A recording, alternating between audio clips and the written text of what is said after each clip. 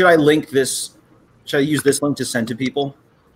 Yes. I don't know. I think we're live now. I'm pretty sure we are. It says live. So Cool. Hello to everybody. This is, as the description of this video says, this is the panel on world building in speculative fiction and historical suspense.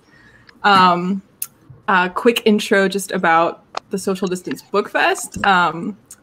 This is the Social Distance BookFest where you can stay home while supporting authors and indie bookstores and hopefully add a few new books to your TBR. I am Leanna from Leanna's Library. That's the channel this is occurring on.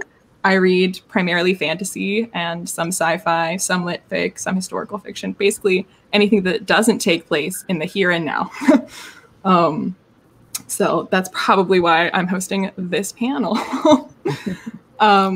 I'm going to have the panelists introduce themselves, but if you're wondering about the fest itself, this is an all-day event created by a dedicated group of bookworms from all corners of the internet. It includes 18 panels, more than 80 authors, virtual fandom meetups, virtual signing opportunities, and some giveaways. So there's the website and social media linked in the description down below. Also check out BookshopDotOrg, where you can order books from featured authors and support indie bookstores. 10% of the proceeds will be donated to the Center for Disaster Philanthropy's COVID-19 fund. And so we hope you take advantage of everything that this fest has to offer. And in case you miss any of the panels you wanted to see, you can check out the playlist of all the panels and meetups, which will continue to be available for viewing. So I've introduced myself in the fest. Let's hear from the authors and have you guys introduce yourselves. Hi. Am I starting? You starting? Sure. Okay. Whoever wants to start. Go ahead, Paul. You can start. Oh, okay. Hello, Internet. My name is Paul Krueger. I am an LA-based author, and I am the creator of Steel Crow Saga, which my agent pitched to publishers as a post-colonial take on Pokemon. Otherwise, most of the time, I just yell about Japanese cartoons on the Internet, and that's my deal. Hi, I am J.E. Purazzi, a speculative fiction author and the writer of the Malfunction Trilogy and the Raven Tree Society and the managing editor of the Phoenix Fiction Writers. So Malfunction is the first of a dystopian biopunk trilogy that follows 3 characters as they kind of go up against a government trying to stave off imminent doom from an animalistic alien invasion.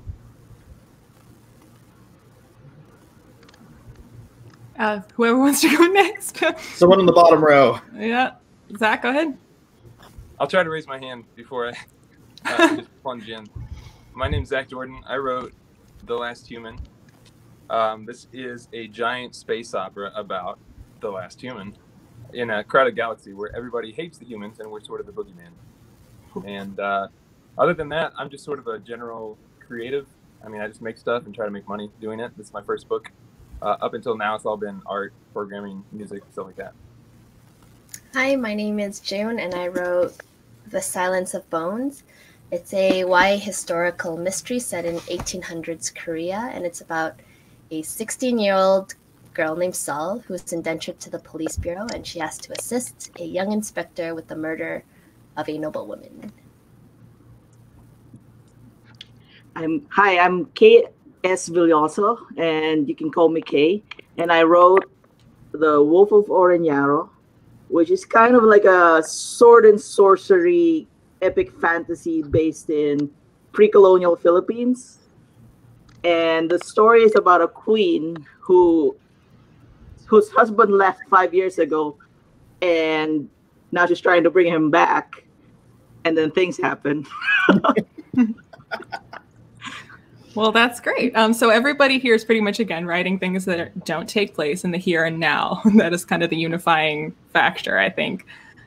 So I guess the broad question that applies to everybody is why? Why do you write stories that take place in somewhere that's not either the real world or not the present day? Whoever wants to jump in. Okay, I'll try it. I like Zach's hand-raising thing. I think our grade school teachers were onto something with that. So my first book actually took place in then-contemporary Chicago, but it still had magic and monsters. So I think part of it is, at least for me, is escape. And the idea of, because it doesn't necessarily even have to be a world removed from the world you live in.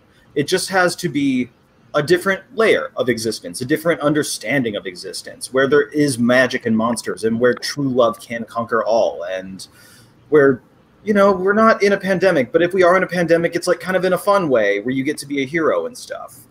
I don't know, at least for me, it's about escape more than anything else. Yeah, I kind of agree with Paul. The reason I write in fantasy is that you can change the world to suit your story. So, like, mine is not pre-colonial Philippines in the 1600s before they came. It's what if they never came? And so I progressed it from there. And then basically I was able to bend, like take inspiration from other Asian nations without that shadow of colonialism just hanging over the head. So it allows you to bend the world to suit the story, and you can make it larger than life, and you can just shrink it down or whatever. You can make tragedy make sense in a make-believe world. Mm-hmm. Yeah, I think you want to go ahead, Zack? Okay. I think for me, one of the biggest things, the reason why I chose to write speculative fiction is because with modern or historical fiction, a lot of times you're focusing on kind of the internal problems of humanity and society. And while those are very much needed and important, my desire is more to look at things from kind of an outer lens. So I can look at the big picture of things like what humanity is, what personhood means, you know, those kinds of questions that are a little bit more overarching. So I find that speculative fiction is the perfect tool to use to be able to kind of take a step back and kind of look at humanity as a whole and where we're going in some of these big picture questions, and then be able to kind of pick apart a few social issues. But for the most part, I get to kind of stand back. Zack, you have something to say? I just like thinking about new stuff. I do enjoy reading books that are sort of fluffy, that are about just having fun. But when I want to be challenged, I either have to read something super heavy or science fiction. So usually when it's time to read at the end of the day, I choose science fiction. If I want to think big thoughts without being totally dragged down for days, then that's my genre. So I guess I'll go last. So for me, I write historical fiction. So I write historical fiction because it almost feels like a treasure hunt, being able to dive into research and searching for like gems that are either peculiar and so different from how I understand, how different from my life now, or something similar and something that I can really resonate with. And so for me, I love the feeling of treasure hunting, like being surprised, almost like discovering a gift that was like buried in time for me. So that's why I write historical. Great. So, I mean, if you're writing historical, but even if you're not writing historical, I would assume there's a lot of research that goes into building your worlds, either technology or, again, historical time periods that you may be inspired by in a fictional world. So what kind of research do you do? Anybody? Wait, quick aside. Is anybody else getting like weird feedback on their mic? Or is that just me? I'm hearing. Yeah. But I don't know where it's coming from. Oh, okay. As long as my computer's not gaslighting me, I'll just roll with it. Okay, unpopular answer. I don't research. I don't do research. Research is homework, and homework is stupid, and I don't do that anymore because I'm not in school. For me, it's about the story first. I think about the kind of story I want to tell. I think about the themes I want to tackle and the characters that I want to tackle it with. And I kind of build out from there. If I get to a point where I need a specific answer, I will do a dive to find that answer. And then once I get that answer, I will decide whether I want to use that or just make up one that I like better. So I'm in a constant state of research, but I don't do specific research for a specific book. So it's like it's part of my interest to be looking up, you know, say something about a battle or something. But I like when it comes to the world, as with Paul, I focus on the story first, the themes. Like I think it's easy to say that, oh, I did X amount of research for this book, but it's really hard to like translate that and then put it in a story for me, like, because it's fantasy. So there's a lot of like you could easily go the other way and you just go for pages and pages of description, which may have nothing to do with the actual story. So yeah, it's kind of 50-50 where I am doing a lot of research, but it's more of a like a lifetime learning and trying to get better at what I'm doing. Anybody else? Any research that you are frequently doing or wish you did more of? I write a historical, so I have to do research. Surprise. Yeah, my experience has been interesting because I am fluent in Korean, but it's to a limit because I wasn't raised there. I didn't go to like university there or anything like that. And so a lot of my world is restricted because it's a historical. So I need to find enough historical, you know, enough information for me to like broaden my story. Like the less information I have, the more restricted I am, because it's hard for me to make educated guesses if I have like nothing to work with as well. And so it's complex in that way. I'll keep going. It's complicated in that sense, in that like research can be restricting. But on the flip side, it also kind of inspires plot ideas in me. And so what I usually do is I'll research to get a foundation of the period I'm writing about. And then as I'm drafting, as I write, if there's anything I'm stuck at, then I'll do further research. But yeah. So for, does anybody kind of struggle with figuring out like where that line is between how much you can make it up and how much you have to be like, because I mean, in science fiction as well, or in anything like that, where there's some like laws of physics, you know, like if you're going to have a sword fight, you know, having, you know, your character, you know, are they bleeding out because that's what would happen? Or are they going to survive this? Like things like, where's that line and how do you navigate when you're going to bend the truth? I mean, again, I guess I just kind of err on the side of bending the truth as far as it will go and then bending it farther, because at least for me, I think I write fiction and I'm already asking them to buy a world where people can like summon magical soul animals. So maybe I can get them to buy a couple other things along the way while they're in line at the register, you know?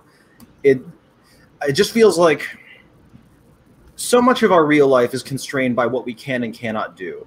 Why not create a fictional construct where you can do kind of anything? We keep losing one.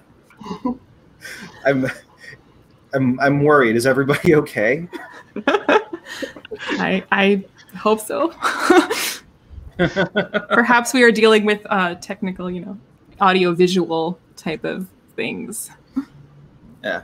Well, either way though, I don't know. I've found that some of my least satisfying fantasy reads come when the author bogs you down in too many of the wrong details about the world that they've constructed. Like, I don't need to know about why. I don't necessarily need to know about why they're wearing certain textiles because of this trade deal that's happening with this neighboring country at the time. I need to know why cotton feels different for my narrator than wool does. I need to know that they grew up on a sheep farm, and so it's weird for them to be using cotton now. Like, that's the kind of thing that makes a world feel lived in. It's nice if you can show that you've done your homework, but, you know, once in a previous life, I read screenplays and did coverage on them, and there was a historical one that took place in Chicago, and I'm from Chicago, so I can be a stickler for this kind of thing. And this writer was so ready to show off their research. And so they constantly had their characters saying that they heard news on WGN. And like, yes, that is the local Chicago radio station. But Chicagoans don't call it WGN. We call it the radio because we're not serial killers. Like, sorry, I'm talking a lot. I'm sorry. That's all right. Yeah, for me, it's like the internal logic of the world, like just that much. So if I'm gonna be doing magic, then there has to be a consistency for that magic. It's not that I'm introducing a new rule halfway through the story where they're like, that's never happened before. It has to be like, even if I've maybe not shown it per se, but it has to make sense within the world. It doesn't have to make sense outside, but like the characters have to believe that this is what's happening. These are the rules. And then, yeah, just kind of have to fashion the story based on that. Yeah, I think I have a slightly different approach from you guys because I am an extreme nerd and I love research. And also because I'm writing kind of harder science fiction. I'm writing near future cyberpunk, which is really wrapped up in the technology. And I found that when it comes to research, and I think Paul makes a really good point about, you know, not dumping it in just for the point of kind of like, yeah, look at all what I did. But I found that the more research that I put into my work, especially as science fiction, as hard science fiction, the more the story evolves into something a lot richer and deeper.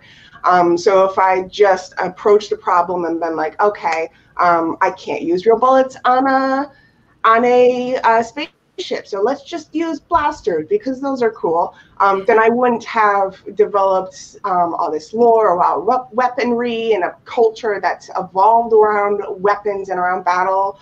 I wouldn't have formed some of the sayings in my book. So that's just one example of how research really adds a lot of depth as hard science fiction. And I think it really depends on what kind of author you are and what kind of books you like to read. But I really love having a depth of research as far as, you know, everything from history, science, lore, etc. I put just as much research, if not more, into my horror as I did into my science fiction. Yeah. For me as well, like I love over-researching, because over-researching doesn't mean you necessarily put all that information into your book. It just kind of like broadens your understanding of the world you're creating. And so for me, for example, like my book is based on female police officers in Korea, which they were called Tamo. And because they were servants, like there isn't as much information, like primary or secondary research about them. Like there's like hints and mentions of them throughout primary sources, but it's not as broad. But because I over-researched, like I know about like servants in general in that period, and so it helps me kind of fill in the gap because female police officers back then were also servants, and so I kind of apply my knowledge of how servants were seen, how they're treated, what kind of work they did, and then I'm able to like fill in that gap that research wasn't able to provide me. So I feel like that's the benefit of over-researching. It doesn't mean you put it in your books, but like I said, it just helps you understand your world better. And sometimes like the research you initially thought wasn't necessary ends up playing like a crucial role in the future. Yeah, and I found my interests drive it a lot as well. Go ahead, Zack. Well, I feel like science fiction fans are incredibly unforgiving. And if you want to get an idea across to them, you kind of have to get through the gate first. And there are a lot of people gatekeeping that gate. And I feel like research is one of the ways where you can sort of sneak your way in first before you let loose with whatever idea that you have. Because you got like a legion of comic book guy out there ready to type about how you disrespected the legacy of Star Wars or whatever you're doing. So research for me is just it's due diligence, just to make sure that I don't slip up on something stupid before I get, you know, an idea across. So this would be probably more of a question for Jill and Zack, but I mean, because there's limits to what we know is possible technologically when you're writing science fiction. You can't just be like, because it's magic. I mean, I guess you can. There is some sci-fi that also has magic in it, but how you develop like a technology in your world that you have to explain enough so your audience believes it, but also it doesn't exist. So like time travel, you know, like, not that you have that in your book, but you know, something like that where you're like, I can explain it to a point, but since it doesn't exist, you know, how do you do that? How do you navigate that? Zack, would you like to start? All right, sure. Well, I cheated on this one because part of my like conceit in the book is that we are approached by species whose like intelligence and technology is so far above us that it is magic. And if like it actually followed that if I as the author or you as the reader could understand it, then it would be a hole in my plot. So basically, I don't just explain the way I make a major plot point of like, this is how it works. Yes, nobody knows how it works, but that's on purpose. This is 500 million-year-old technology. And so it was actually more challenging to not explain, just to say, I mean, to make sure there's no contradictions, you know, but since I made it a plot point, it freed me from a lot of the traditional gotchas that come up in sci-fi a lot. Yeah, I have a similar, now granted, I'm writing something a little bit more near future with the alien intelligence is animalistic. They don't have technology with them. But for me, the way I get around some of this is character depth. And I like to write a very deep character viewpoint. So I have, for instance, a geneticist, and she has some knowledge about some other areas of science, but she's not going to go into detail, for instance, in how a rocket engine works, because she doesn't know that. So she's not going to be talking about that. She's going to be talking about the genetics of the aliens and how the evolution affects different characters. So being able to have those very pinpoint characters and that character depth allows me to avoid some of it. But some of it is just having to, you know, kind of geek out and figure it out for myself. And to also understand where the science needs to flex around the story and where the story needs to flex around the science. So there's some stuff that I deliberately did that is not scientific, that I've researched and I found the answer, and the answer goes in the opposite direction of the story. And I've had to make the choice of saying, okay, the story supersedes the science at this point in order to create a good story. So I'm going to try and work around it. I'm going to try and have an answer that sounds realistic enough. But if my readers trust my characters and my readers trust me and the science I've brought along so far, and if they're wrapped up in the story enough, then my hope is that I can slip in every once in a while kind of a, you know, card trick and just kind of keep going. So those are some of the tools that I use to be able to skip over the, like, I don't have a college degree in science. So for everybody, do you start with the world and then populate it with a story and characters, or do you start with a story and your characters and then figure out what world fits is a good backdrop for that? Okay. Anybody? For me, I don't start with one or the other. It all kind of comes piece by piece. I don't outline. I'm obviously pantser and plotter is a false dichotomy, but I do fall very far on the end of pantser in that I don't outline. I never know how my stories are going to end. I rarely know what's going to happen on the next page. My most recent book, I wrote, I think, 8 different drafts before I finished one that I liked well enough to hand into my editor, and it ended differently every single time. So when I'm developing a project, everything comes out of my choices that I'm making in a moment just to get another page written. And then eventually when I find something that's whole enough, I will go back in and I will find all the gaps that I left behind, and I will try to fill those in after the fact. And that's kind of where my world building comes from.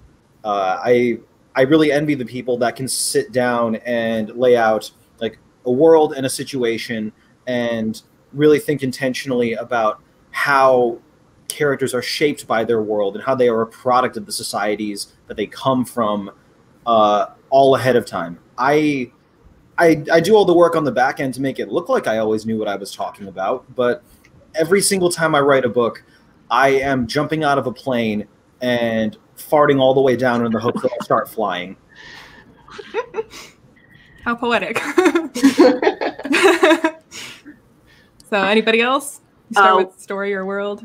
I start with world with mine, but only really because I've been working on this world for probably like 16, 17 years now. So I've had a lot of stories inside this world, and I just kind of like set them in different parts of the continent, or so generally it's the world, but it's also the character. So it's like piece by piece, you're like the character has to be shaped by their world, is how I kind of view it. Like I can't have just a character in a bubble, and I can't have a world without characters in it. So as I over the years, I've just been slowly progressing, like just building this world, making it more in depth, and it kind of works in this genre with epic fantasy, where you can have like multiple books, multiple volumes, and they're all kind of connected with each other. I'll go.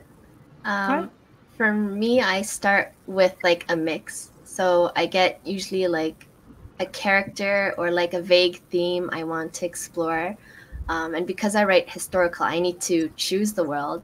So like I have like thousands of years to explore.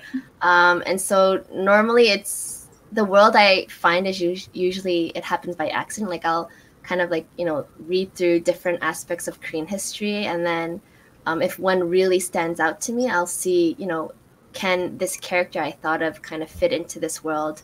And for me, I was really fixated on the idea of female police officers, the tamos, and the gender segregation that occurred in the Chosun period, which is like late 1300s to late 1800s in Korea. And so I kind of like skim through history, and then if there's a certain event that really fascinates me that I want to explore more of, that's when I decide, okay, I'm going to set my story here because I want to learn more about this world. And then I kind of use history to kind of inspire the plot, inspire the mystery. But yeah, what I'll do is I'll get like a foundational knowledge of that period, and then nothing too heavy, but like just a foundational knowledge. And then I'll do a quick draft of and populate the story. And then I'll continue to research as I write on and kind of flesh things out. So yeah, it's a mix of populating the world, but also figuring out the world first.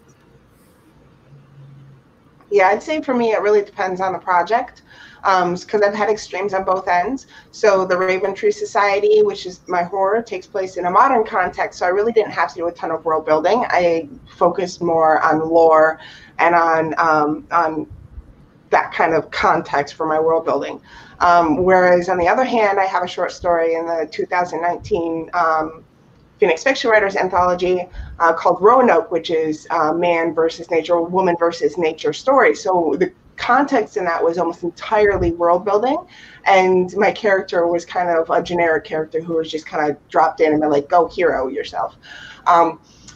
But with Malfunction in particular, and with a lot of the other projects I work on, because I want my characters to impact my world and my world to build my characters, they kind of happen side by side. So I'll do a little bit of research and be like, okay, how would my character react to this specific trauma? Or how would the world react in context to this specific need of these characters? So being able to build the world and the characters side by side. And it's hard to even say what comes first. I think most of the time I tell people the first thing that pops in my head is usually my characters and the climax of the book. And that's usually what I start from, is like how to bring these characters to this event. But yeah, it's for the most part, with a lot of my writing, it's side by side. Anything to add, Zach? I feel like the new guy here. I've only written one book, and it took me for freaking ever. So I can't tell you what I typically do. I can just tell you what I did this time.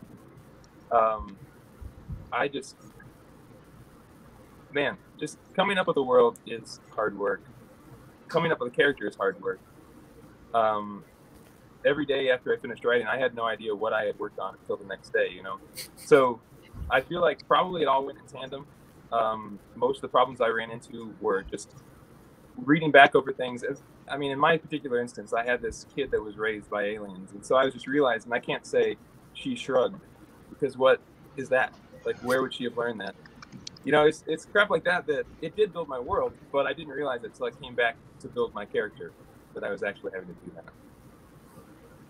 That's fair. Is there, that kind of segues into another question I had, which is, what part of world building do you perhaps struggle with, or think you can improve on, or want to kind of incorporate more into your writing? Everyone's good? I always answer these first. Somebody else go first for once. I feel so conscious. I struggle with details that have nothing to do with the story.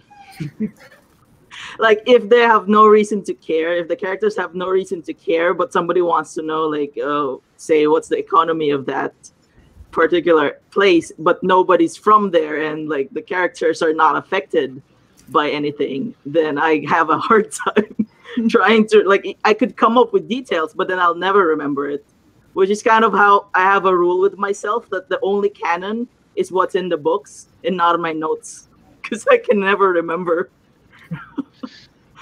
But if it has something to do with the story, I will remember it. If it has something to do with the conflicts that arise, then it's just set in stone in my head. For me, it's finding the details. Because I write a historical and it's set in Korea, I have the language barrier of looking for the details that I want to find to like enrich in my world. And so searching for detail. So for me, it's more like I want to learn Korean, like become even more fluent in Korean, so I could actually dive deeper into research and not just explore the resources written, like translated from like Korean to English, but actually like work with primary Korean sources.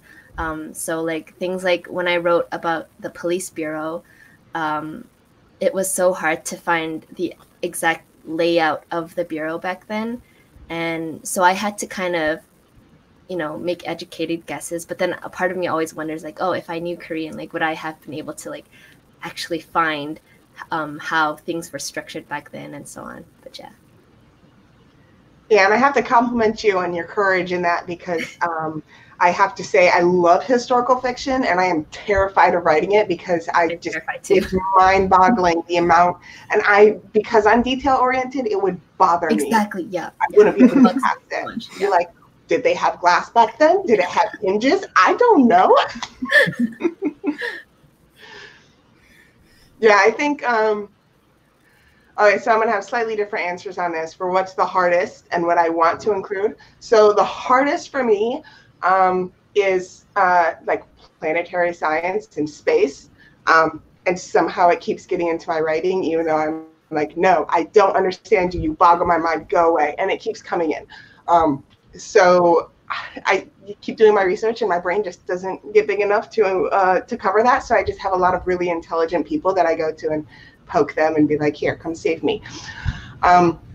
Something I want to include more, I think I've gotten past the kind of beginner author stage of wanting the perfect characters who are like really attractive and strong and like really cool. I've kind of gotten that out of my system.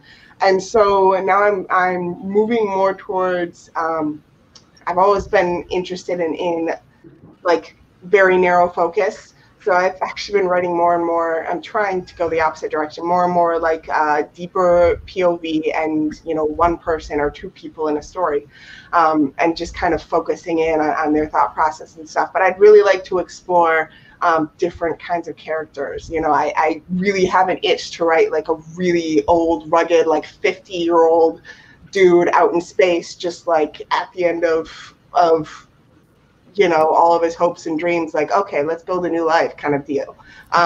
Or, you know, some battle-torn, older fantasy female. You know, I have all these ideas of reaching out of, you know, the typical, like, 20 years old, very attractive, kicks butt, this is awesome, and try new things. So that's kind of where I'm at right now. What kind of intimidates me in that is that, you know, I kind of have a natural voice and what I enjoy writing, and what I've experienced And so being able to expand that, you know, my biggest fear is like, oh crap, what if all my characters have the same voice across all of my books? And that's like my worst nightmare. So that's kind of my hopes and dreams of where to go in the future, is to kind of branch out from, you know, the basic, but we'll see.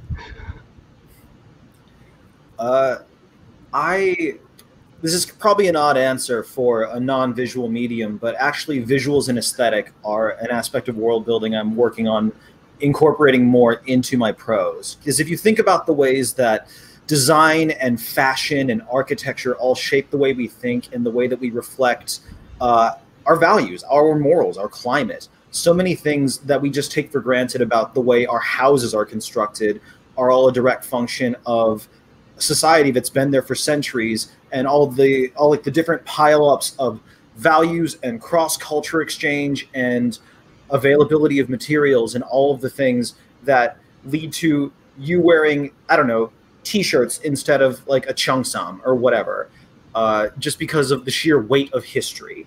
And I'm not a very visually minded person. It's the thing that I struggle with the most. And so it's always interested me to figure.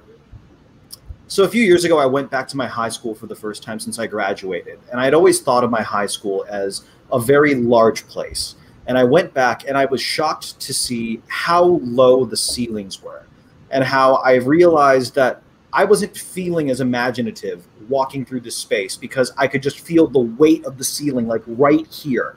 And I'm not a particularly tall person. I don't know how the basketball team functioned the whole time.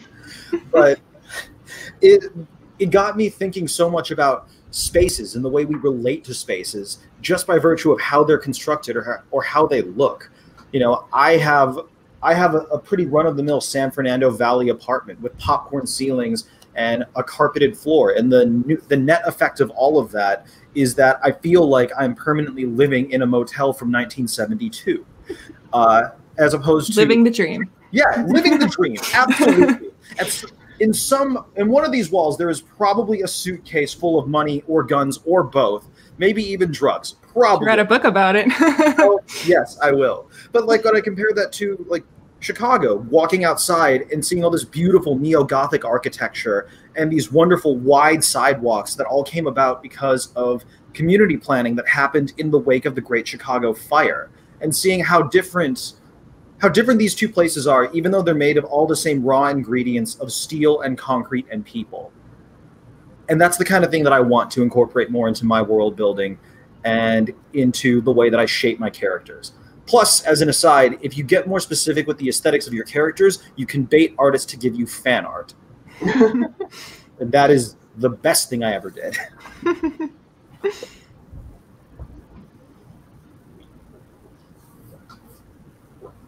Anybody else to say about that? No, we'll move on. Okay.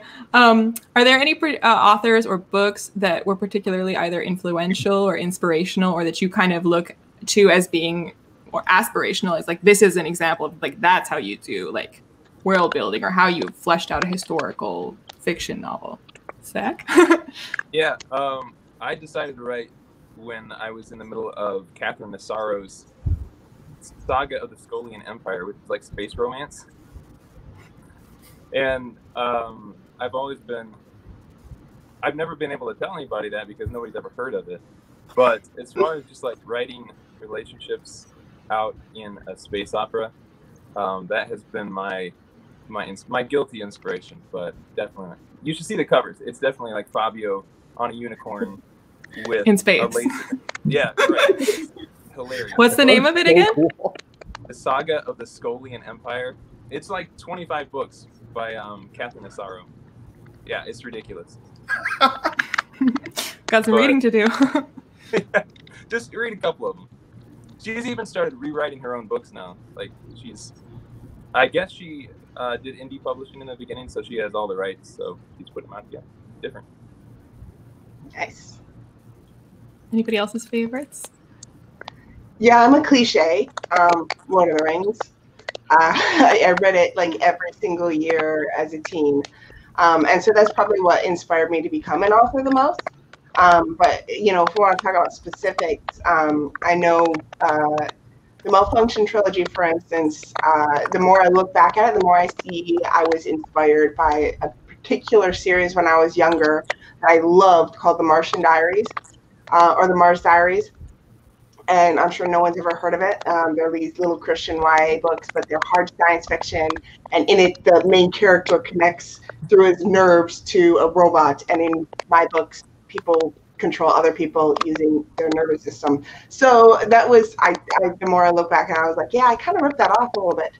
But then I also fell in love and grew up with the Jedi Apprentice books, which are incredible. Obi-Wan Kenobi and when he was a youth. So definitely a lot of the relationships I see come from that, the messed up mentor with a messed up kind of apprentice idea I really get from there. So I see a lot of those relationships kind of come into my books again and again and again from, my favorites of those. No one else reads? I thought we were going in a row. Oh, okay. For me, it was Ken Follett's The Pillars of the Earth. That was, I think, one of the first historical fictions I read that made me feel like I was actually in the world. And it was just so epic and sweeping. And I think that really made me see historical fiction in a different way. Because I think before then it was just like, oh, historical fiction. It's like, it's to educate me, and it's like supposed to be like boring or whatever. But then I read that and I was just like, oh my gosh, this is so kick-ass. And so that was what like kind of spurred my love for historical fiction and made me want to try even writing it. And I think there's a book called, it's Hannah Kent's Burial Rite, and it's about like the last woman that was executed in Iceland, and just the way that she created this gloomy, grim atmosphere, and it was just so cinematic. And I think that was also something that I aspired towards. So yeah, those two books influenced me a lot. For me, it's probably Earthsea by Ursula Le Guin, which was, I think I read it like right before I started world building in my teens. And it's partly because it didn't really resemble the usual like Lord of the Rings medieval. It reminded me a little bit of home because it was in an archipelago. So there was kind of like a simplicity to it that made me think, hey, I can write my own based on what I know. At the same time, the other biggest influence I have is JRPGs, which has like all the crazy stuff happening, and like there's no rules to it. You can have steampunk and it can have medieval. I kind of adjusted that to make it make more sense, but it's still like it's very JRPG influence in my head. It doesn't come off very often, especially now that I've been working for it for years. But in the beginning, it was supposed to be like that. Yeah, leapfrogging off of JRPGs, I'd say my biggest influence on my approach to world building would be Hiromu Arakawa's Full Metal Alchemist, which I consider to just be a classic of the fantasy genre, a classic of manga, a classic just in general. It is a true masterpiece that genuinely has something for everything. And it also embraces that fun, like you said, JRPG anime spirit, K, where like maybe the thing I took away from anime and manga was less about specific world building and more an ethos of, okay, look, I'm not going to explain this to you, and it's not going to make a ton of sense, but I promise if you just go with it, you'll have a lot of fun. And that is an ethos that I personally like to write to. Like, the Force was always a fun and exciting, mysterious thing for me. And then the Phantom Menace came and explained that actually the Force is space leukemia. And I decided that I didn't want... I would rather have stories that just told me to go with it, and I'd have a good time. And that's what I went with. Full Metal Alchemist, it has good world building, but it never actually explains like why some people can do alchemy and some people can't. It kind of just sort of... It just kind of hopes that you don't ask that question, but not in a Harry Potter kind of way. Somebody in the chat is asking if I'm talking about Full Metal Alchemist or Cats, the movie. Cats, great world building, excellent world building. You immediately get the stakes. Everybody wants to be reborn in the Heaviside layer. I understand that. It's visceral. It's real. I believe in it. But yeah, I would say Full Metal Alchemist would be #1 for me. All right. Well, we only have like 15 minutes left, so I do have some audience questions that were submitted. So I'm going to start with this one just because it's fun. It's what are the tropes of your genre that speak to you, but what badass, no, this will never get published because it is just so damn chaotic level of trope are you just itching to write?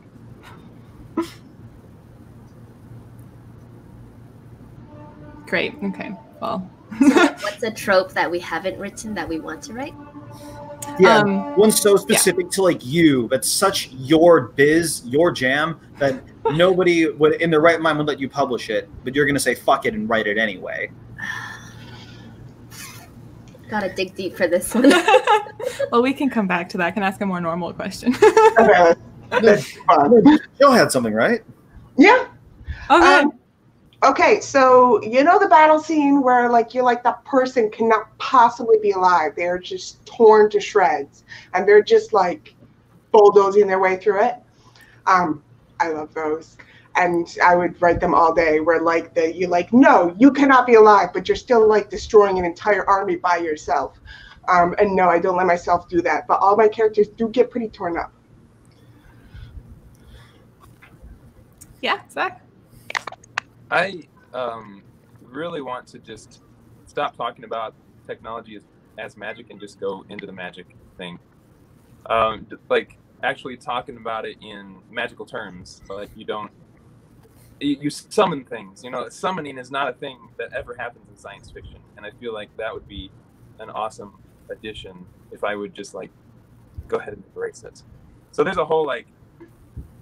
I feel like I could just go through TV tropes, that website.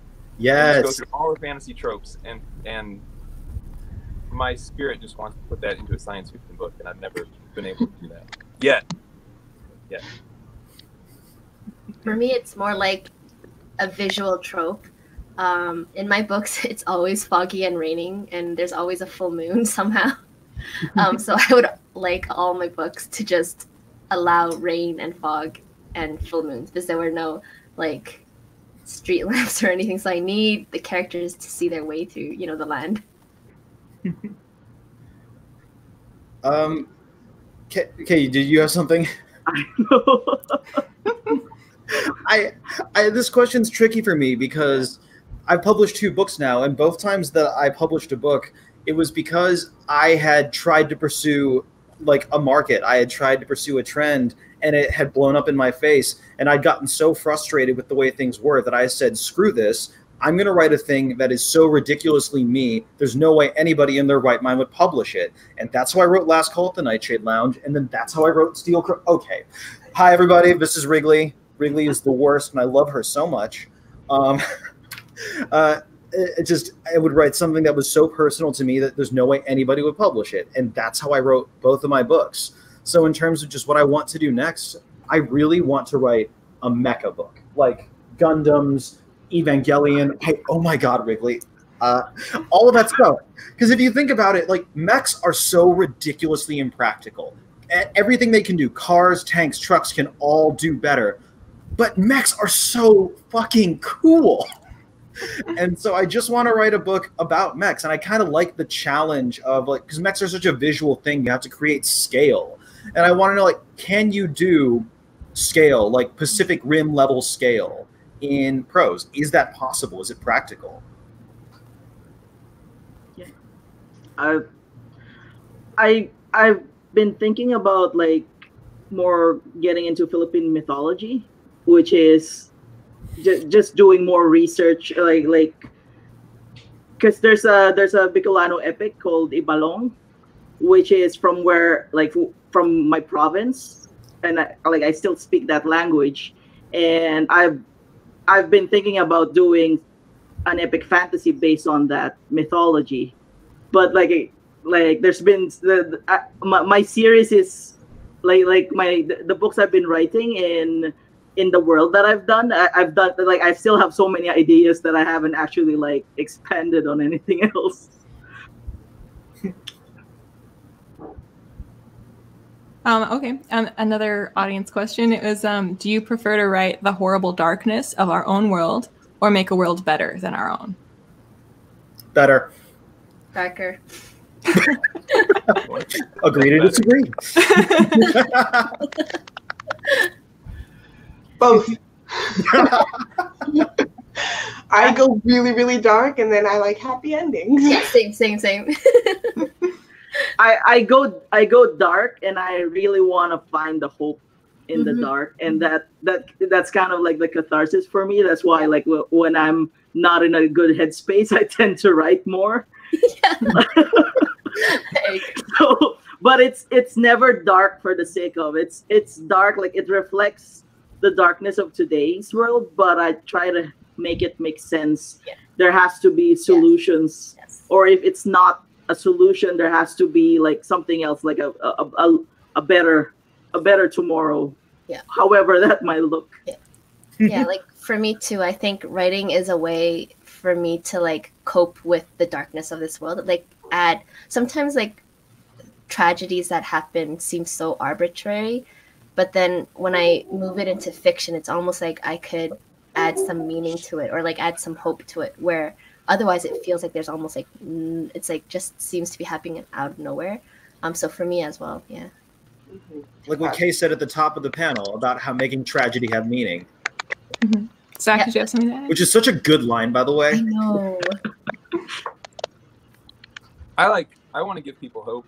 I want to make them, well, instead of saying, hey, this is what America could look like with another 4 years of Trump, I want to say, what if I painted you a picture of a more ideal world? And we talked about how we could get there instead. Because I feel like a lot of people, again, I'm trying to get ideas through the door, and a lot of people are going to see something, like I probably won't read The Road anytime soon, because I know the emotional impact. So like, uplifting. I have to like settle down and prepare myself. It's the same thing with Octavia Butler. Like, I love her books, but I have to pace myself on the raw destruction that happens in my little psyche. And so I feel like writing utopia-ish stuff, not like everything is happy, but like systems that work, and showing people like it's possible. Like maybe we could live in a post-truth society. I feel like that is it's underrepresented, partly because everybody wants to be an edgelord, and partly because I think it's really hard to do. So I personally really enjoy, or I feel that's important. I should say that. Not that I enjoy it. I think it's important to show people hope instead of just darkness. Are there any books like that that you guys have read that have done that for you, and that's why you feel that way? Star Trek. Star Trek is a post-capitalism society that it's all about relationships. It's all about like a society that works. They're post-money. They're post-scarcity. They're post-everything. And I mean, it's not like, it doesn't change my life in the way that Octavia Butler does. It doesn't make me look at reality like she does. But it certainly makes me think, man, maybe better things are possible. And I feel like that's been really valuable in my own life.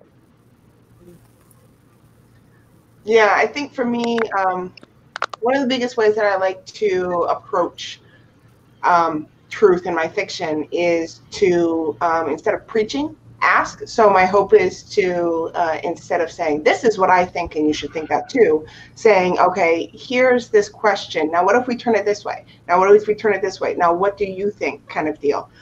So that's the way, I've approached a lot of issues in my books. And I feel like there's two directions to that. There's either the utopian view, of look, here's what it looks like if it's bright and beautiful and if we do it right. What do you think about this? Or there's the dystopian view. And obviously I chose the dystopian, where it's like, okay, this is really crappy. Why is it crappy? Why does it make you feel that way? And how can you change it? And I think both are equally valid. It just depends on how they're used. And if you are just like flogging a dead horse that the world sucks and everything's bloody and gory and or if you're approaching it as in, look, this is really horrible. Why does it make you feel this horrible? And what can you do about it? And allow the reader to come to those conclusions and to think through things on their own. Because if you just tell them, then it's not going to change any minds. It's not going to allow anyone to could come to their own conclusions. Okay, well, I have an audience question that might be a good one to end on, and that is, what is the most fascinating world that you've read recently?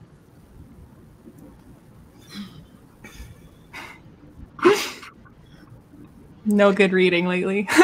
No. Okay, I'll go. So I had a chance to read Naomi Novik of Uprooted and Spinning Silver fame. I had a chance to read her upcoming novel, A Deadly Education.